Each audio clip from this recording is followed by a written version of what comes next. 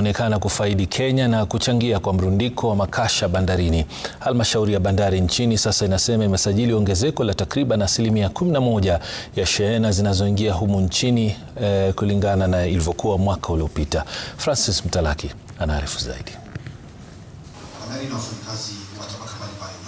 Katika kikao cha kutathmini utendakazi wa bandari mwaka 2025, halmashauri ya bandari imesajili ongezeko la 10.9%. Tani milioni 45.45 ya shehena zikitua bandarini mwaka jana, ikilinganishwa na tani milioni 40.99 mwaka 2024. Kontena milioni 2.11 ziliingia na kutoka bandarini kutoka milioni 2 mwaka 2024. Ongezeko hili limechangiwa na ongezeko la soko la mataifa ya nje, soko la Rwanda likiwa na 22%. In terms of the transit market, our transit market grew last year. So it's across all countries. But we didn't mention the issue of Burundi because of the volumes again, you know.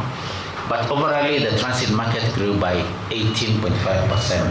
Uchaguzi mkuu nchini Tanzania na Uganda ulioambatana na msukosuko umeonekana kuifaidi Kenya, shehena zaidi katika mataifa haya yakitua bandarini na kuchangia mrundiko wa makasha bandarini. Our earlier projection that we had undertaken in 2022 was that by 2029 the volumes we are handling now is what we should have been handling.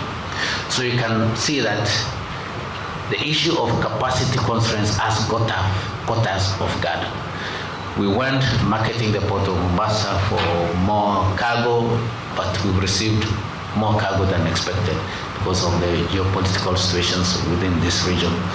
Ili kukabiliana na changamoto hii, halmashauri ya bandari imeelekeza baadhi ya meli katika bandari ya Lamu kupendekeza kutekelezwa kwa baadhi ya miradi katika bandari ya Mombasa ili kukidhi mahitaji yanayoendelea kuongezeka. Being number 19B, we're extending it by another 240 meters and another 200 meters for feeder vessels.